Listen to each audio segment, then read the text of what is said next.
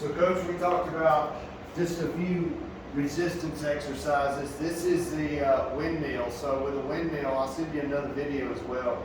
You want, if the right arm is up, the feet point away. So you want to make sure this back foot especially is pointing away so that you can hinge the hip. If the foot is like this, it locks the hip down and it makes it hard to hinge. So this leg stays straight, this leg is slightly bent, and make sure that they're shoulder width-ish, not way out here and not standing like this, just kind of a good base. The eyes have got to stay up so that the arm won't wiggle away. And this arm needs to stay vertical to the ceiling. This hand just tracks down inside the leg. And the person just goes as low as they feel comfortable. They don't have to touch, but you want to make sure they stand all the way up. And keeping the arm vertical. And if you need to spot, just have somebody stand behind and hold the arm vertical for them.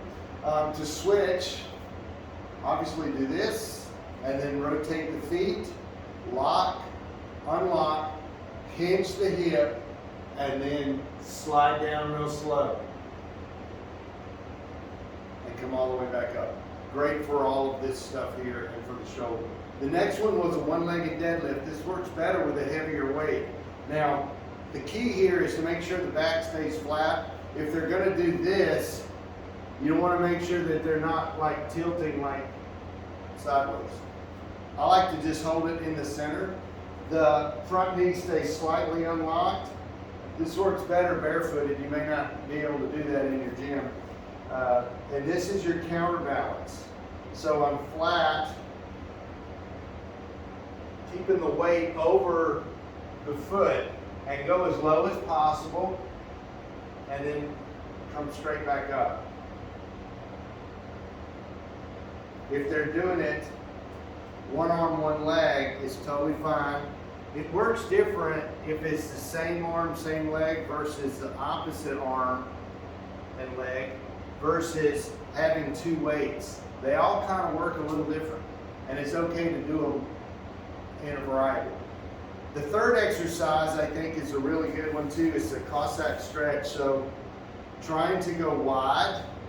This is the one where you want to make sure that the foot stays flat. So if they're coming up on their toes like this, it's usually a lot of times they're not wide enough. But you got to be able to handle the stretch here. So you come down like so and just holding the weight right here. If able to roll the other foot up, it's totally okay. If not, just do it from here. They can hold onto a pole, or if you have some bands, TRX bands, just go side to side to get the depth. The next one was a squat curl. This is the one where you put your elbows inside your curl machine. And so you want to make sure that the knees track the feet. So you do this. You're using the weight to counterbalance the back end so you won't fall backwards. You don't want to stay in this very long. You want to just sit for a second and then come out of it. So you squat, kind of do a curl, but have your guys practice sitting their hips down without slouching and crunching into this. You want them to be flat, so push their chest up and flatten their back and try to sit their hips into this. Now a lot of guys I was seeing yesterday were doing this. So that's something that has to be worked on. From the side it looks like this. You want to sit and then curl and try to be tall and flat and then curl out of it. The last one was an arm bar. And I do like 4 or 5 of those squat curls. I would do 5 of these windmills and one-leg deadlifts and 5 and 5 Cossacks just to start getting better at it. The arm bar is really good for the shoulder. So remember, we have a pillow and the weight goes vertical, and then this leg is going to try to slide out to where I get my hips flat on the floor. But I've got to hold my arm vertical. So you want to make sure that somebody is not wobbling all over the place. So you want to make sure there's a spotter if they need it. And you hold this about 8 to 10 seconds, and then you roll out and do the other side. So it's kind of like this. If you're coming from a different angle, you just want to stay vertical and try to get flat.